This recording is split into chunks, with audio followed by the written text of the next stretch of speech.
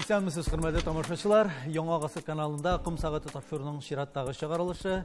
Бүген студиябызның кунагы Буа Татар дәүләт драма театрының сәнгать җитәкчесе, директоры, Татарстанның халык артисты Раил Садриев. Раил әфәнде, исәнмесез? Исәнмесез. Сезнең хакта бер урында җайлап кына, тыныч кына 45 минуттан артык утыра алмый дигән сүз бар. Сез инде моны үзегез дә, ялгышмасам, истәлекләрегездә язып үткәнсез. Безнең әңгәмә 1 сәгать барачак, 45 минуттан соң нәрсә булыр? Түзәргә туры килә. Түзәргә туры килә. Рәхмәт.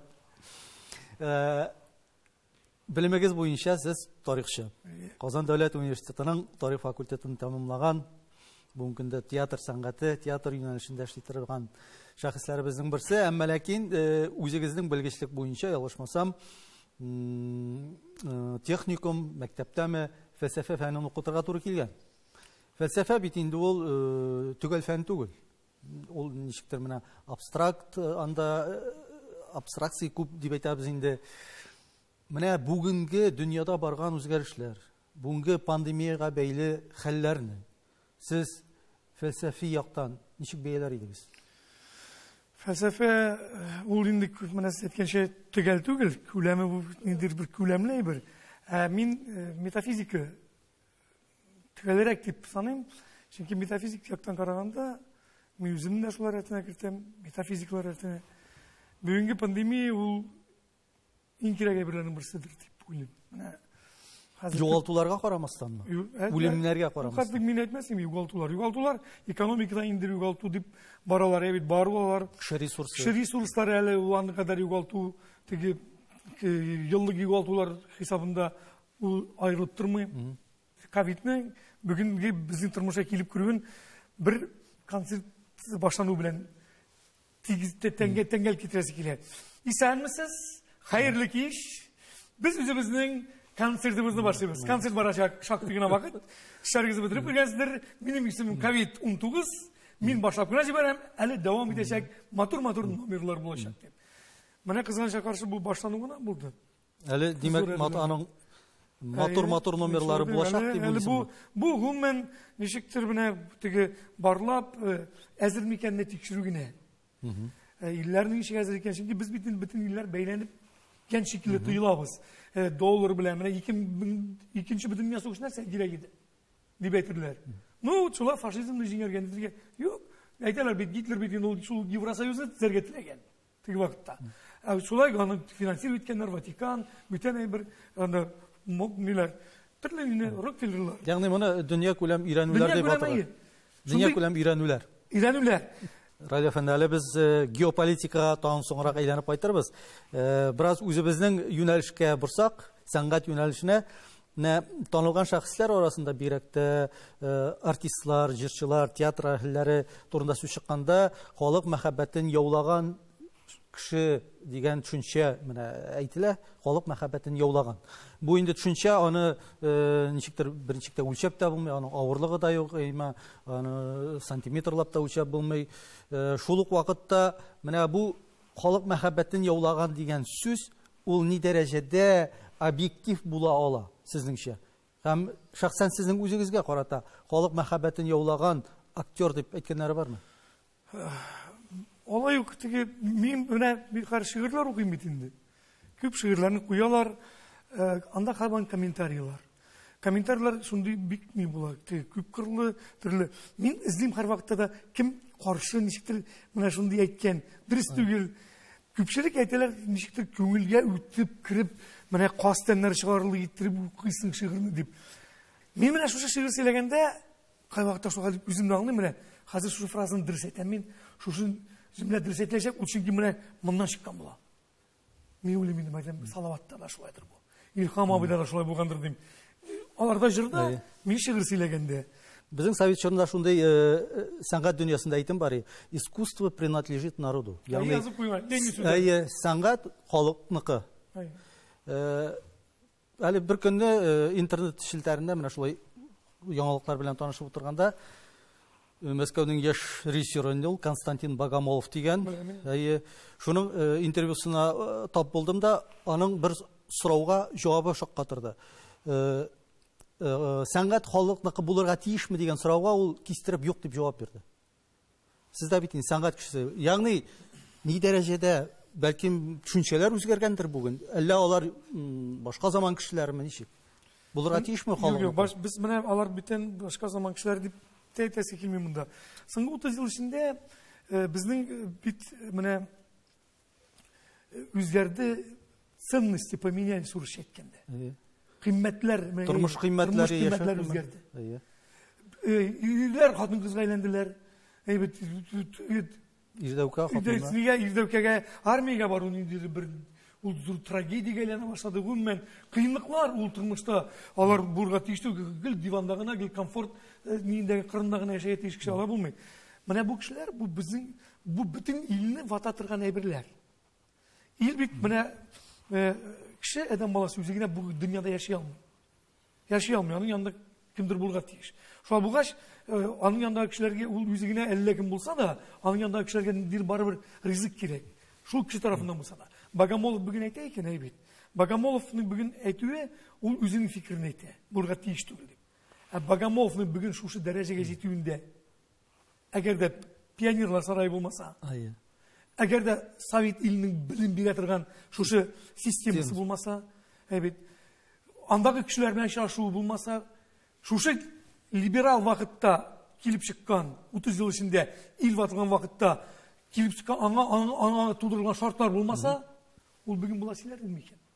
Ул шушы каланчадан шулай фикер йөртәр иде микән? Әлбәттә халыкныкы булырга тиеш. Гомумән, бераз нәрсә, әгәр дә бер кеше үзен әллә кем итә икән, менә белән мин генә шулай, мин генә менә бит шуларда бүген спектакльләр карарлык түгел ник? Мәскәүдә менә ярты театрларда диярлек, нидән соң антракт вакытында зал кими.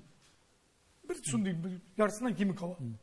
Аңлашылмый торган спектакльләр булды. Пәйдә сәхнәгә мендиләр. Күзлектән карап, режиссер аңлата. Это ваша трагедия. Сез аңламаганга мин түгел. Мин бер төрле белем алдым, мин бер төрле фикер итәм. Сез ул аңламыйсыз икән. Сез сарыклар формасында инде мин тегеләй. Ягъни режиссерның әйтәсе, сез миңа ярып барырга тиеш. Сез миңа әйтә, бу минем фикер. Бу мин художник буларак. Бу мин иҗат кеше булар, бу минем фикер. Бу мин аңлыйм. Минем фикер, минем гаиләдә минем фикер кишле. Ну әгәр минем дип түгел инде. Менә дөрес әйтмәдем. Безнең театрда, минем театр түгел, дәүләт театрында, мин җитәкли торган театрда бүген дәүләт акчасына без спектакль куяб, ниндидер бер кеше аңламый торган, шушы дәүләттә яшәүче кешеләр аңламый торган спектакль куябыз икән. Әйме? Мин ничек әйтәләм инде дәүләт акчасына? Мин бит инде дәүләткә каршы барам дигән сүз. Җәмгыятькә каршы. Әгәр мин үз акчама чыгарам икән, үземнең фикерне әйтер өчен, мине аңлаган кешеләргә янә җыеп күрсәтәм икән. Пожалуйста. Бу шактый бәхәсле мәсьәлә, менә иҗат ул халыкка, тамашачыга ияреп барырга тиешме, түгелме дигән, ул иҗат дигәндә без монда театрда, эстрадада, башка сәнгатьтә лазым. Ни дәрәҗәдә ул халык ихтыяҗына, халык соравына җавап бирергә тиеш? Ул әллә инде иҗат шулай да бер адым алдан барырга тиешме? Кыргаяк Сарыконошкадан сораганнар, сез кыргаяк белән тайрыйсыз. Кайсы аягыздан башлыйсыз дип.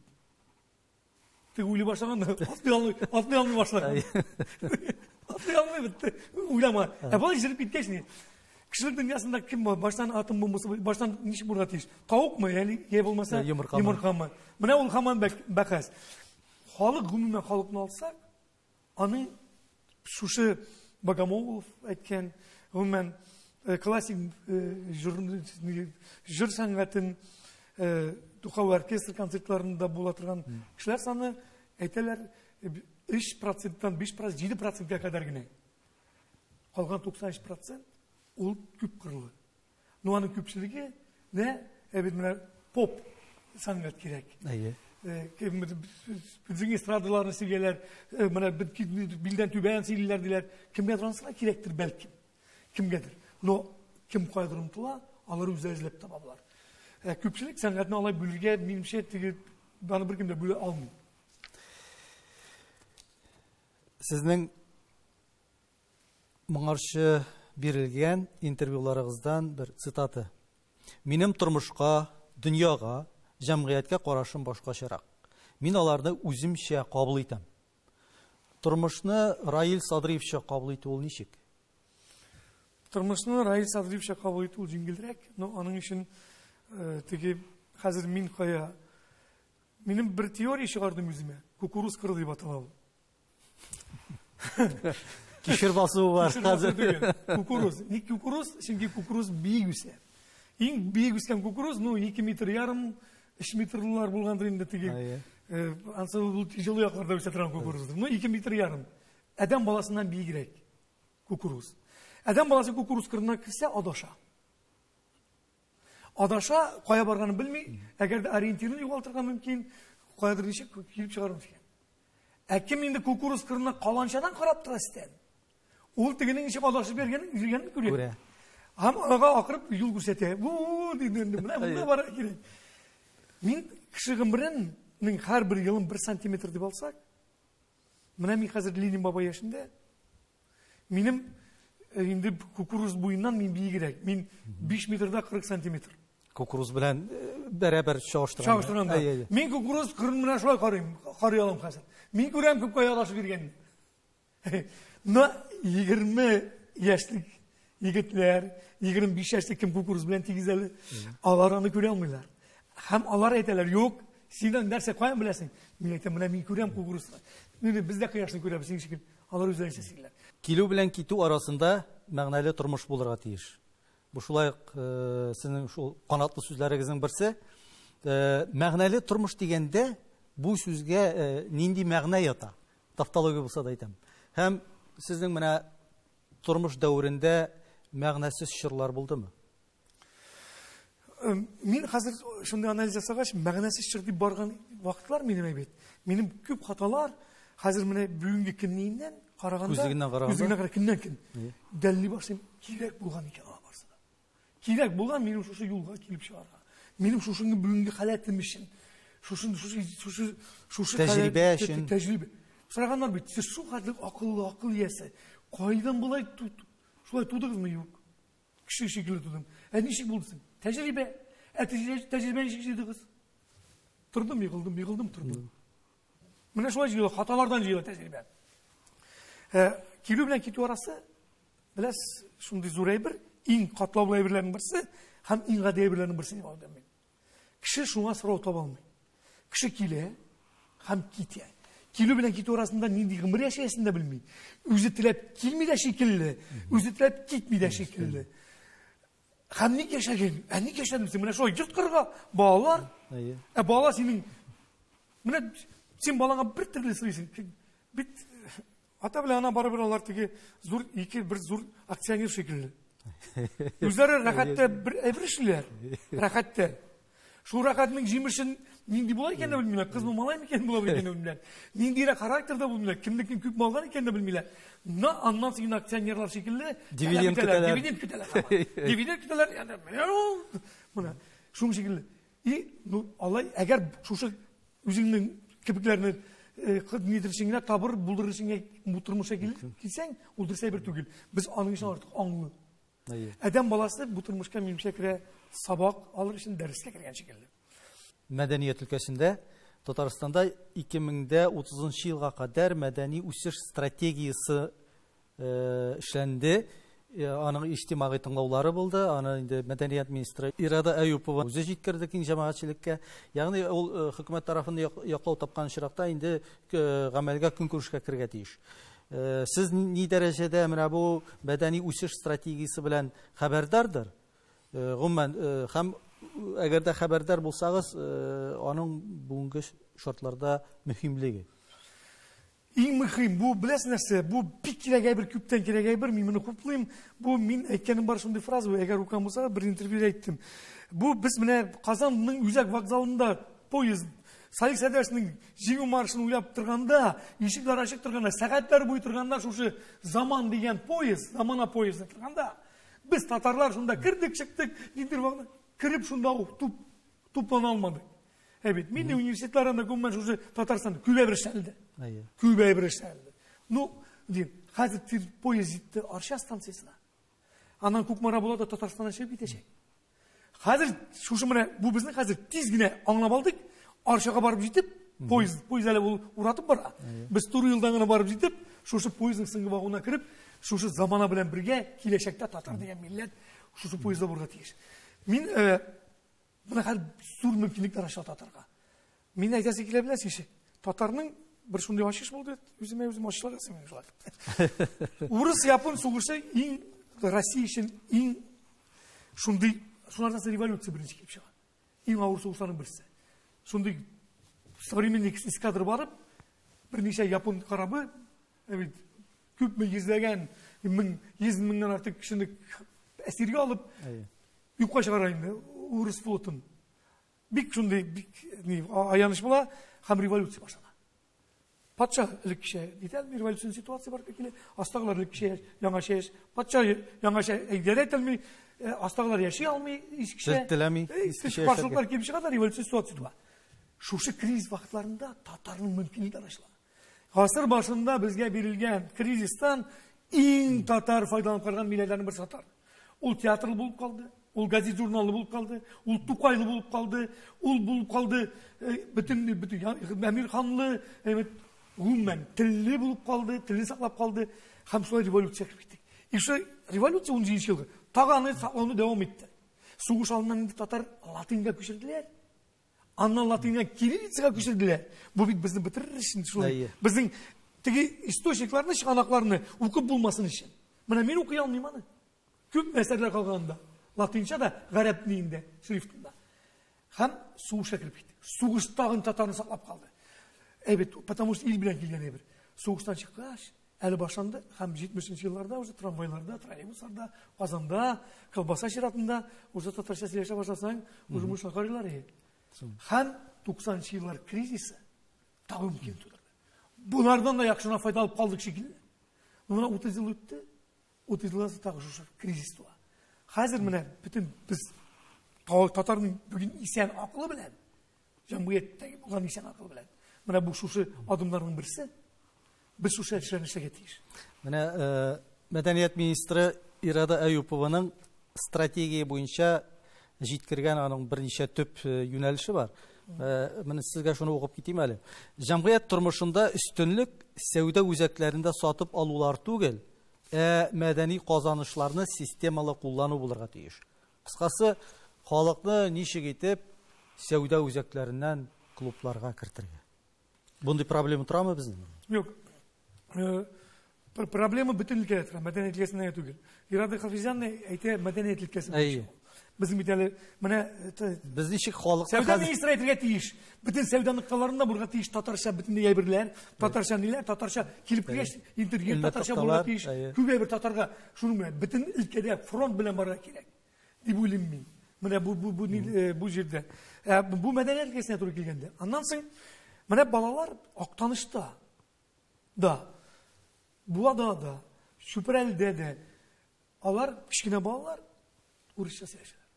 Бөтен урысча сөйләшәләр. Бу шир, бу менә әйтәләр интернет шулай диләр. Миңа бер әйтә, юк, интернет әлваннан соң гына булды ди. Миңа бер авыл абзый әйтә. Маша һәм Медведь башлардан ди.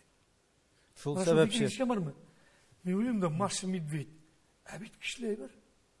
Менә бала чактагы мультфильмнар бар сылай истә. Истә. Шулай бит. Ну погоди, аны күп мәртәбә карап туй булмый. Ул Винни-Пух бит, ул бүтән мультфильмнарны, крокодил бит, чебурашкаларны. Күрдегезме? Менә шушындый изеп алган мәдәниятка кинематограф мультфильм белән килеп килделәр. Зур әйбер. Бала чактан тәрбияләү. Бала чактан аның бит әлбәттә. Ул бит губка кебек синдереп кенә ала бүтән нәрсәне. Шуңа күрә менә бу 5 яшькә кадәр. Әйе. Бүгенге шартларда да бит менә бу безнең канал җирлегендә Шаян ТВның тууы, татарча балалар каналы. Ул бит юктан гына килеп чыккан әйбер түгел. Инде ул бәлки без инде бераз соңарганбыз да бу мәсьәләдә. Ну Арчада әле поезд. Бәлки әле Арчада. Әле соң түгел. Синде Кукмара бар әле. Әле Киров өлкәсенә кермәде. Кермәгән. Әле Кукмара бар. Менә бу бала тәрбияләү тел дигәннән сезнең татар милләтенең бүгенгесе киләчәге турында уйланып язылган мәкаләләрегездә, матбугат битләрендә урын алып килә. Һәм тел мәсьәләсенә килгәндә сезнең фикерегез шундый, иң беренче чиратта тел ул театр һәм эстрадада сакланып калган һәм шунда саклана дип әйтәсез. Ни өчен, мәсәлән, гаилә түгел, ни өчен мәктәп түгел, ни өчен театр, ни өчен эстрада? Беләсеңез, безнең менә шушы 30 ел элек алынган курста бит кемдер әйтте, безнең җәмгыятьтә ниндидер бер министр әйткән, охар юк инде, ниндидер җәмгыять эшлеклесе. Менә Россиянең киләчәктә курс булырга тиеш потребительский. Без җаклары түгел, кулланучылар. Уйлый торган кешеләрне түгел, кулланучылар тәрбияләргә тиеш.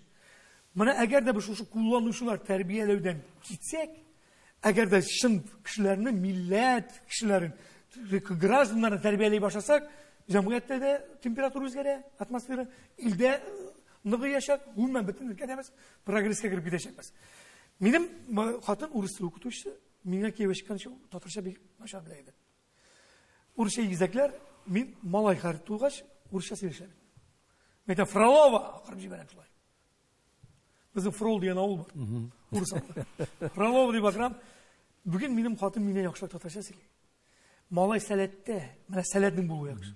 Ой, ул сәләткә инде кишләп җибәрә кирәк, аларыннан соң үзләре дә кайтмыйлар.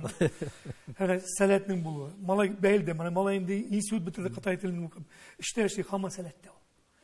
Мин менә шушындый институциялар бар кирәк татарның. Аңды менә шушы стратегик группа, татарның бүген стратегиясе, квантикасын уйлап чыгара кирәк. Квантика дим. Чөнки без бүген ни дип без һәр нәрсә эшләгез. Безнең амортизациягә утырырга тиеш. Менә юлбарысмы, сүәлчәнме, шулай утыра бит күрденин, үзенең дошманын, әйбәт я булмаса азыгын һәм ул китәҗләргә утшүмәшә, һәм сикрәли нәтмәшли, два шаг назад, два шага алга. Менә бездә һәр шушындый. Стратегия безнең сикрү булырга тиеш. Кризис беренчедән безгә файда, икенчедән безнең бүтән бар юк, урын юк. Һәм бу да бетсә бетте. Эстрада килгәндә театр белән. Театр, эстрада һәм менә телевидение, канал булу, безнең үзебезнең һәм инде әдәбиятның барлыгы әле. Менә барыбер китаплар начар сатылса да, безнең язучылар бар, аларны барыбер ничектер түләп тотып тора кирәк. Дөресме, юкмы? Беренче президент Шәймиевкә килгәннәр, жалу белән дип сөйлиләр инде Барс Рекордс компаниясеннән. Менә бит инде күп артистлар чыгардылар, сүзләрен аңлап булмый. Әллә инде җырлыйлар, киемнәре шулар, штансызда чыгалар шикелле инде. Менә татарга бит хас әйберләр түгел, татар булай дип беләсең. Татар да бит үзгәреп тора, беренчедән бу. Ну, безнең бит нагыл ясым дип әйткән икән. Монда бит иң мөһиме бу түгел. Алар бит барса татарча җырлыйлар. Беләсең, бүген татарча җырлау, татарча сөйләшү, татарча фикерләү иң мөһим. Сезнең театрга кайтыйк әле. 2000 елларда Буа театры ул сатира театры буларак иҗат итте. Ул чырлар, катлаулы чырлар дип әйтәбез инде, шулай ук халыкка авыр чырлар, юмор, сатира, мәзәк, көлдергечләр кирәк иде. Билдән түбәнрәкләрдә китә. Билдән түбәнрәкләрдә киткәләде. Бүген без кабат әйтәбез, авыр чыр килде, пандемия, стресс, депрессия. Безгә яңадан сатирага кайтырга чират җиткән. Сатира кайтырга чират җиткән. Комедияга. Комедия юк, китиш әлбәттә. Депрессия. Без киреп барабыз зур депрессиягә. Әле халык аңламый, әле пәрдәләр ачылмаган, бу пәрдә артында инде декорациялар әзер. Кризис дигән дөнья күләм кризис уже бара. Юк. Без әле шул ук магнитка, пятерочкалар әйдибез. Әле сизмибез. Ну менә бу елдан соң авырлыкларны бик сәгать сизеп алачакбыз. Но берәбер бар. Бик депрессия вакытында ике бер эшләнде. Менә карагыз, 29 елда иң зур дәүләт, бүгенге империяның берсе, Америка дәүләте зур кризискә керә. Аның пик өлеше 32 елга туры килә. 29 елда Советлар Союзында индустриализация башлана. Беренче пятилеткалар. Без төзибез заводлар, трактор заводлары, Сталинградский трактор, Харьковский. Челябинск. Нәрсәгә? Монда 30 елларда без ничек алдадык капиталистларны? Капиталистлар нигә безгә заводларын бирделәр? Сез беләсезме шуны? Сталинград трактор заводы һәм ул гына түгел. Баштан җыялар Детройтта заказ безнең. Алтыннар бәрабәрне заказ бирәбез. Америкадагы эшчеләргә эш урыны бирәбез. Тегеләрдә депрессия бара. Чөнки Америкада бөтен кешегә крәк бирәләр, юлдызырга. Ул көндәлек синең ашың. Иначе халык ашка үлә. Һәм менә шушы завод зи башлар. Шул заводны дип куялар, Сталинград заводын күз алдына китерә. Яни Харьков манда. Шуны яңана сүтәләр. Детройтта. Шуны карапларга түйілер, 120 карапка. Һәм Мурманскига китерәләр. Аннан нигә Волга-Дон каналын казыдык? Шушыннан Волга-Донга көчәргә китерергә. Беләбез, тиздән сугыш була. Заводлар төзәргә кирәк, танклар чыгарга, тракторлар чыгарга кирәк. Авыл хуҗалыгына. Шушыларны хәзерләр шулар. Американың кризиска килеп китә, авыл кризиста уже. Ана һәм аңлаялар кая икәннәр. Кризиска ул безгә илнең күтәрешенә зур Ягъни бу безгә зур мөмкинлекләр ача. Конечно. Любой кризис мөмкинлек. Менә кризис мәсьәләсендә тагын бер фикер, якын киләчәктә кешелек дөньясы өчен төп проблема ул глобаль депрессия дип әйттегез, әйме? Күңелсез һәм хыялы юкка чыккан кеше белән нинди телдә сөйләшергә, аңа ничек фикерләреңне ирештерергә? Менә бүген безнең өчен төп сорау. Җавап бармы моңа бу сорауга? Ничек ирештерергә? Ничек ирештерергә? Онкология белән халык авырый.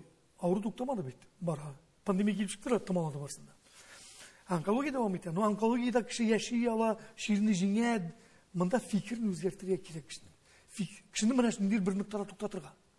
Хәзер менә комедия дидек бит. Ник Голливуд, шул вакытта Голливуд финансирование калдыра Рузвельт, финансирование кала дәүләт тарафыннан Голливуд. Шул вакытта Чаплин килеп чыга. Чаплин буларак инде. Заказ күбәя. Депрессия вакытында кешенең ышанычын трек булырга. Бу курыкмагыз. Хәзер аяныча каршы күп булачак депрессив хәлләр. Ниләр? Менә бу иң авыр шушы. Бу пандемия, бу мәдәният юнәлешендә безнең үзебезнең Чаплиннар чыгармысың менә хәзер? Чыгачак. Һәр нәрсә. Алар инде утыралардыр парт артында. Менә алар һәрбер заман үзенең Деголен, үзенең Рузвельт, үзенең Сталин барлыкка китә. Тудыра уланы. Үзенең нигә кирәк кешесен. Ул килеп чыга, үзенең Чаплин дип. Менә безнең ниләрдә дә. Безгә хәзер бүген тирән фикер йөртеп, мозговой штурм ясап, дөнья күләмендә ситуациядә киләчәккә менә шушы стратегияны эшләргә кирәк. Стратегияны тактически без инде ил кырында, стратегия безнең халык буларак, милләт буларак һәм Россия гражданы буларак без Россиядән башка бер кайда яши алмыйбыз. Андый уй кергә тиеш түгел. Без шушында үзебез татар булып калыр өчен. Без әле бу темага айланып кайтарбыз, Раил әфәнде. Сезнең эстрада юмор юнәлешенә кергән чорларыгызны искә төшерик әле. Ялгышмасам, сезнең ул истәлекләрдә дә бар. Юмор юнәлешендәге сезнең бик актив эшчәнлегегез ул чорда заманында. Безнең шул чорда сәхнә тоткан юмор карифилары, анда Раул Шәрәфиевлар, Камил Каримовлар, анда Алмаз Хамзиннарга бик ошап җитмәгән булса кирәк. Нинди конфликт булды? Нәрсә, нинди җирлектә дип әйт. Ну, җирлеге аңлашыла. Нинди җирлектә икән? Мен Равил абыйларның интервьюларын укыдым, алар инде шунда әйтә. Мин бит минем турда күп алай әйтүче булды. Нинди кеше инде сүзен аңлап булмый, чырайын җын баскан, тавышы тавыш түгел дип, нәрсә сөйли, анда билдән түбәндә сөйләп маташа дип. Мин бу кешеләргә хәзер бүген сөйләшәсем килә ул кешеләр белән. Ник беренчедән мин инде шарландырман сөйләшергә форсат чыкканы юкмы? Бар менә, көтән юк Камил Асадулла белән сөйләшеп утырдык. Юк, менә мин атаган кешеләр белән. Мин атаганнар белән сөйләшәм. Равил юк, менә бер шашасыга Равил белән, Алмаз белән утырган бар. Ну, алар үзләренең платформасында торалардыр бәлки. Чөнки аларның үзләренең вакыты кадерле. Бит замана үзгәрә бара. Заманага бүгенге көн күзлегенә карарга кирәк. Бүгенге көн күзлеге булса, синең монда һәр вакытта да шипчиста холодильникта торган шикелле клеткалар шунда торга кигеш бүгенге көнгә тәңгәл килерлек. Уй фикерләрең теге үткәннәр белән яшәү дөрес түгел. Әйтәлек, бер интервьюда бар минем. Татар үткәне белән мактана, күкрәк кага, бүгенгесен сүгә, киләчәгеннән курка. Менә шундый тарафта без калдык. Менә шушы бу нине үзгәртергә кирәк безне. Әйбит. Татар теге тарафтан бу безнең булмый, аны кайтарып булмый. Аннан соң без булганмы икән әле анда? Менә именно бүгенге без. Хуннар, әйбит, ул вакытта бүтән шәрәк булганнардыр алар. Без бит Гумилев аркылы, мин Гумилев дигәннән тизгә кереп алабыз Гумилевка. Театрны бер заманы килдек Казанга, Камал театрына килде. Бөтенесен төшермә, мен әйтәм, барасыз хәзер. Менә Кольцо дигән җирдә, Казанның үзәгендә, киндегендә бер кешегә шәхескә һәйкәл тора. Кем ул? Аннан соң шул һәйкәлдән Тукайның һәйкәленә кадәрлек адымны саныйсыз. Кайтканда Камал театрына таба. Һәм аннан соң сөйләшәбез. Килделәр булар. Лев Николаевич Гумилев дип язган. Кем дим сорады. Екінші сұрау. Татарның ортасында şu кәтлік Лев та, Николаевич та, Гумилев та, онымен татар есімі жоқ мұнда. Якут, орыс есімдері бар. И анасы Тукай 300 метр, Тукайға адым көмі 300 адымда Тукай шетте тұра. Кіндігінде түгел. Тукай бет татар шын мәнасында. Не қала, не бұл кіші şu кәтлік нәрсе бәрәбәріне шында хайкел қойған ара. Анаталмилар. Ярамысын сылтатып буынға. Мен айтам, чупы-чупы сіздің мұнда Кока-Колу білен туылған деймінде, сыйықшықла, мазгиларыңызда деймінде. Лев Николаевич Гумилев, ол Анна Ахматовының ұлы.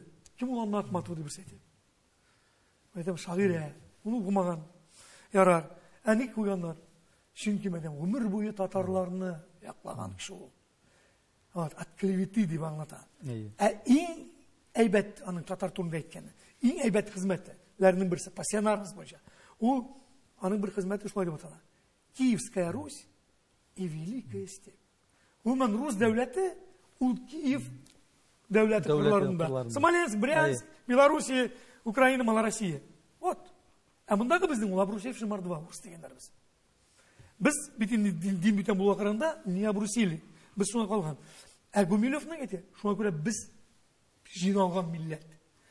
Татар культығына қадар, міне Қазаннан алып, біз аралашқан, қайсы біз былай, қайсы біз олай, қайсы біз нинді түрлі. Мен айтам, міне бүгін міне жиылдық, 30 татар. Шуны шыпыртыңына түсіріп, аноним рәвіште Сорбонаға мы, Кембриджға мы, кафедра антропология жіберсең, әйтіңіз әлі, пожалуйста. Нинді милләт кішілер, вәкіллер отырамында деп. Аңа жауап беремейші. Мына бір сүнді қалай, біздің рух бар. Бұл неге келгенде, юмырға, біз шыққанда, қарай мына бұд, кеште бұш. Мен тарих жоқ, бұлада театр бұлдырасы келе. Келіп шықтық, тамаша жияры керек. Бірінші тамаша жияры. Тамаша жияры үшін аның тілінде сөйлесе керек. Ол вақытта тамашашыға нәрсе керек. Ол базарда, ол тегешнелер, челноклар, ол ғымнан шынды, бұл нулевойлар, башы, әйбет шынды. Шул шауқымға кіріп кеттік. Білден түгесең де яры, сөйлесең де яры әлі, шуға көре әнеп те бітірмейлер. Ну, мега театр болдыру. Шуннан... Яғни, бұл башланғыш шырда, башланғыш етап. Ол өзі ақлай тұрған адам болды. Ақлады. Әбет, кішіні күлдіру, елатуға қарағанда көпке қатлаулырақ. Гайдай сөзі. Ол бет кіші бір мелодиядан да, шиғри юлдан да елап жіберге мүмкін. Күлдіру һәм күлкілі әйбірлер тудыру. Шақты қатлаулы һәм менә заман белән юмор бит әле үзгәреп бара. Менә сез әйткән ул чордагы билдән түбән әйберне инде бүген сөйләп булмый. Бүген юмор ни дәрәҗәдә катлаулы? Ни дәрәҗәдә аны эшләүе катлаулы юморны? Нинди киртәләр бар? Нинди рамкалар тота? Иң зур киртәләрнең берсе, ул кешеләрнең менә без шушы 30 ел эчендә бер буын барлыкка китердек. Evet. Бар Ипсенский 20-летие деген. 20-25 ел ішінде буын формироваться етеді. Әгер мазгинан кішінің бір буынны шығара керек. Әгер өзгертесін келсе. Екі буын болса, продукт әзір. Мына біздің продукт әзір. Ол буын бүгін аңламай. Ол бүгін фейкларға нелерге ашылатыға қызық әйбірлер. Жеңіл әйбірлер. Мына шушы қазір біраз бізге кетері керек бола. Әлі сатира ешік шақыры, мына ешікті біле келіп басы әлі шақырға тұнмаған. Но құлымны шайтқан шақырын деп. Сатира, ғылымнан кіріп бара. Мына шушы қаттаулықлар, қиындықлар аша өтеге тұры келеді.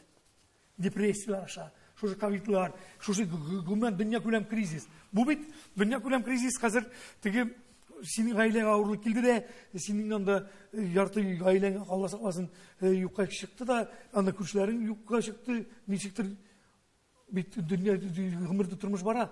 Бұл бит дүнияда қай бір еллер юққа шығуға қалған еді. Әлбет күшінішілер болашақ нендейдір. Әлі зор әбірлер. Менің иманым қамил, мына шушы Россияның ең зор мүмкіндіктері ашылағына қазір. Россия зор дәулет болып ішашақ. Хам аның авангардында, мен теге кімдер мақтап, селегерім, мен бірнейді партияда тұрмайым, бірнейді платформаларда талайым, менің өзімнің фикірім бар, мен шул фикірін айтасым келе.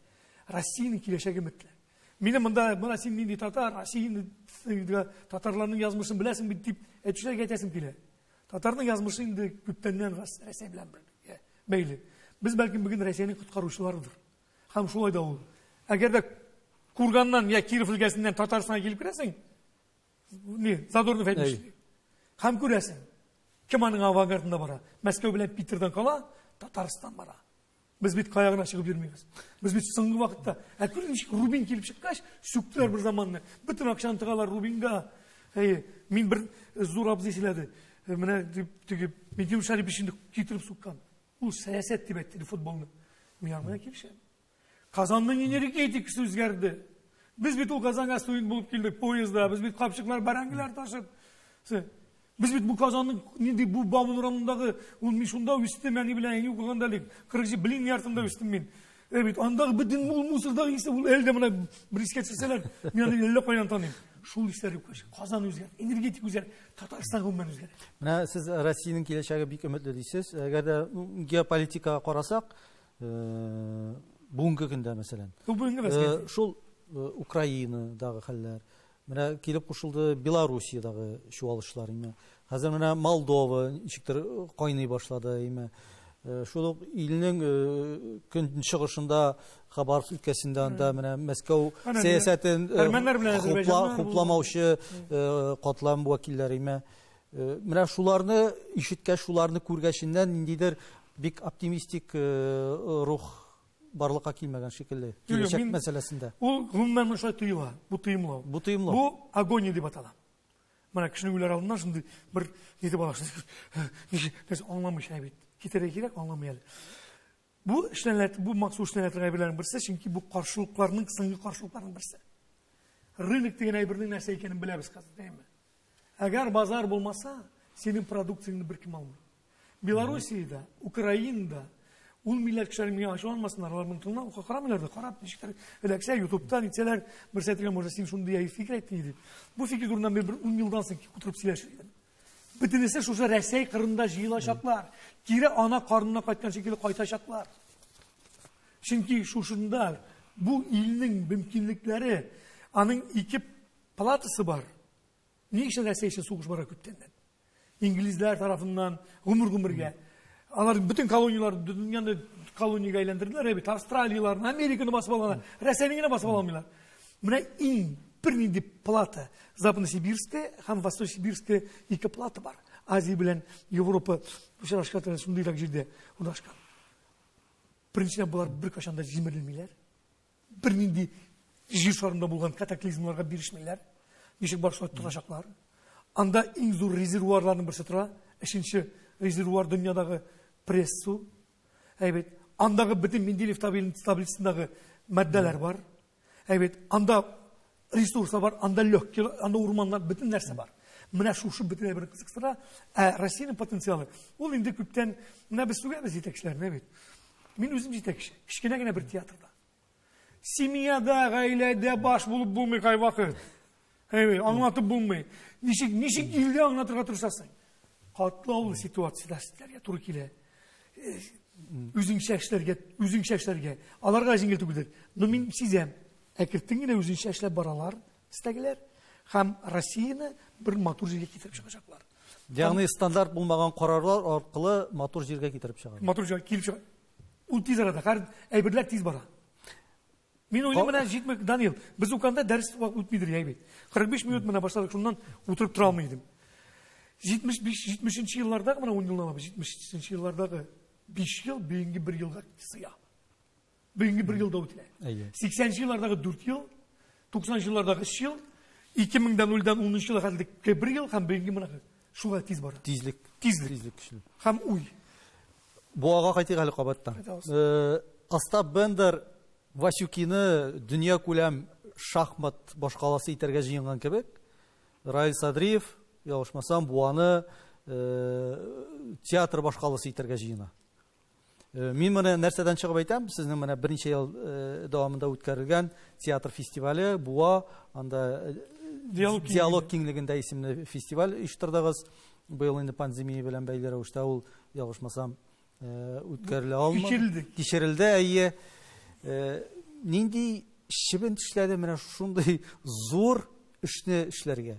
Моны чынлап та теге Остап Бендер гына эшли ала торган бу шундый. Без менә бу вакыт кысаларына сыяса авыр, мин белмим, безнең күп вакыт калды. Вакыт бетте безнең. Бетте, безнең вакыт бетте инде. Бу шул менә бөтен кешене депрессиядан чыгара торган, яшәтә торган әйбер, бит менә бүгенге халәткә каршы тора торган әйберләр, кризисларга каршы торган әйбер, ул кешенең уе. Ул нәрсә уйлый шул була. Бүген уй бик тиз, ул крал. Шуңа күрә бүген дөрес уйларга кирәк. Раил буадагы кичкенә генә бер Раил бер нәрсә эшли алмый дип уйлап утырса, бүген бер нәрсә эшләп булмый. Дөнья күләм кешенең уе шундый уйлар белән бергә тоташып, шу дөньяны үзгәртә. Әллә нинди күрәләшләр әйтәләр. Менә шулай булачак дөнья. Шулай килеп чыкмый. Апокалипслар нәле күптән булырга тиеш диләр. Менә бу анда үзгәртте. Процедура бит китте. Менә бер воронка кичкенә генә елгара карап тора шулай. Бер шундый ни барга килә. Шыңгыл. Шыңгыл. Воронка әйбит инде шыңгыл. Карап торасың. Аны зурайтырга кирәк. Ул зурайтса, ул теге ярда бара, теге яр кырыйнан үтеп бара. Шуннан бу зурайса, бу ярдагы әйберләрне үзенә тартып ала. Менә бу ада шундый кичкенә генә шыңгыл барлыгы кирәк. Һәм шунда бөтен кеше җыела торган урынга әйләнәчәк ул. Урында килгәч, менә шундый әңгәмә, сөйләшү, зур бер теге якты уйлар тупланган урын барлыкка китерү, место сил дип атала. Һәм Россиянең дә шулай беренче Татарстанда үзгәрешләрен җирләрнең җирләрнең берсе булачак. Һәм булып калган. Иң зур кунакларның берсе һәр хәлдә минем өчен дип әйтик инде. Мин танып, белеп, күреп үскән һәм бүгенге көндә дә күз алдында торган экраннарда Сергей Безруков булды. Сергей Витальевич. Сергей Безруков әлбәттә инде монда бушка килмәде. Андый зур кунакларга, аларга тиешенчә зур дәрәҗәдә гонорар түләргә кирәк.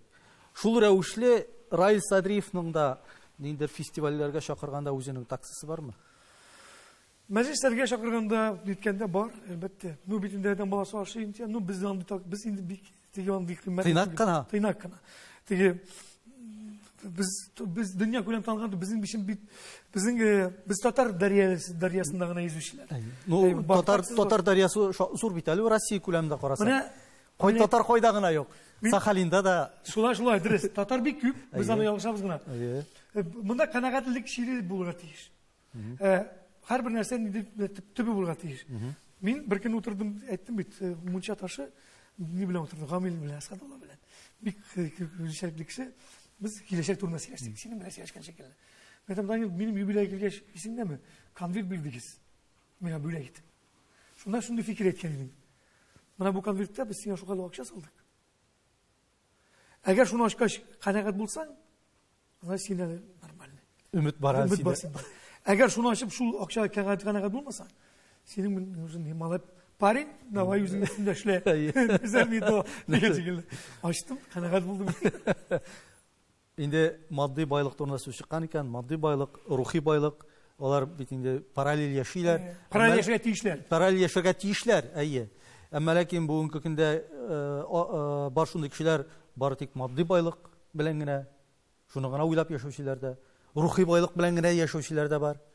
Сезнең тормышта менә үлчәү тәлинкәсендә матди байлык һәм рухи байлык, алар ни дәрәҗәдә бер-берсе белән тигез дәрәҗәдәме, әллә бер якка авышамы үлчәү тәлинкәсе?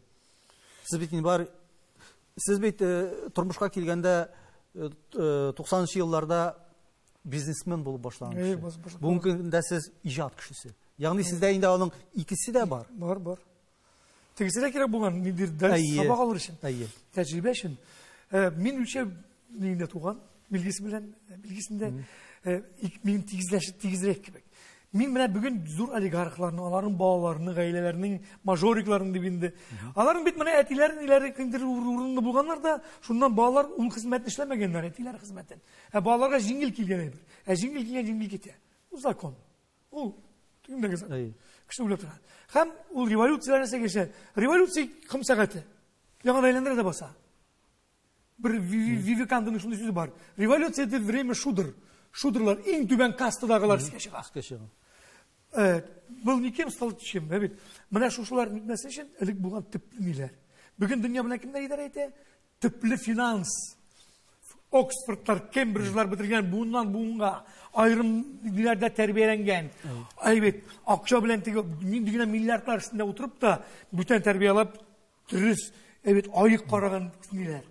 Теге нигә утырып шундый кыйммәтле машинага утырып, менә мин балай дип йөргәннәр түгел. Мин балайлар заманы бетеп бара. Аларның Аларның аяныч вакытлары. алар санаулы көннәре, менә шушы төпле финанс, төпле йорт, төпле җәмгыять, төпле законнар кабул ителгән, төпле ниләр булган, нинди генә сугыш булмасын менә, нинди сугыш, ике сугыш булды, бөтен дөнья сугышы. Кайсы дәүләт нейтрал булып калды? Швейцария. Ник? Чөнки анда финанслар. Чөнки шушы бөтен халыкның, сугыш башлаучыларның, теге яктан да, бу яктан да финанслаучыларның бөтен капиталы шунда, байлыгы шунда. Менә ул ни? Бу безнекеләрнең бүген байлыклары, алар бер көнлек. Аларның вакытларын юкка үткәрделәр. Чөнки нигә алар килеп чыга? Дисбаланс.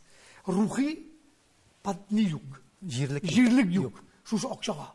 Акча чыгып китә. Менә рухи җирлек булгач, ник рак килеп чыга? Онкология. Эчке дөнья белән тышкы дөнья. Кеше бер төрле уйлый, кешесе килә, каршылыклар тигеннән.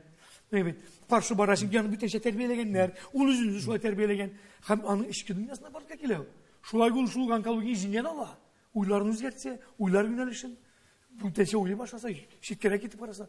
Менә шундый дөньяда яшибез. Хәзер уй, иң көчле корал уй.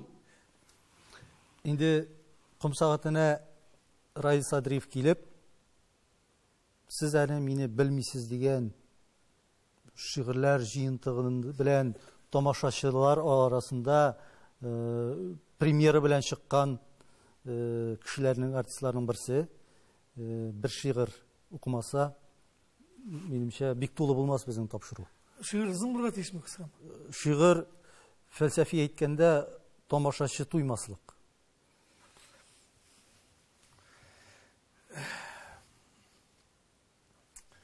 Марат Гутович дигән татар җанлы, татарча уйлаучы, татарның бер ылпат кешесе бар. Ул теге зур даирәләрдә эшләгән кеше буларак әйтмим, мин белән якыннан аралашкан кеше буларак әйтәм. Мин аны бәйрәмдә дә күргән бар, мин аны теге шигырьдә дә күргән бар. Ул да шигырьләр укый. Ул татарча уйлан, шигырьле җанлы кешеләр белән сөйләшкәндә нидер аерым бер шигырь сөйләргә тиеш буласың. Мин дә Марат Гутович, сез бит инде менә министр. Бит икмәк, татар бөтен хезмәт шул икмәккә кырылган.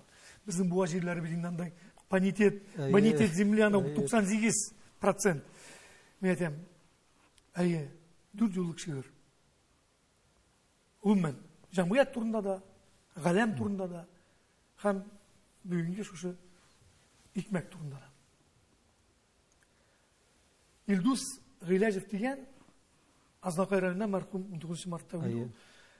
Ул пат шундый җитәкче бар, совхоз директоры. Ул язган. Марат Гутовичка укый. Бүтән дөнья шагыла дип әйтәләр тамчы суда. Ипинең бер валчыгына кешелек оптымсыя. Менә шушындый мәгънәле нота белән тәмамлыйсыз бүгенге безнең әңгәмәне. Раил әфәнде, сезгә бик зур рәхмәт. Нәрсә дип әйтим? Иҗатыгызда зур уңышлар, коллективыгызга уңышлар теләп калабыз. Ташып торган энергиягыз безнең милләткә, безнең тамашачыларга барып җитсен һәм хезмәт итсен. Рәхмәт сезгә.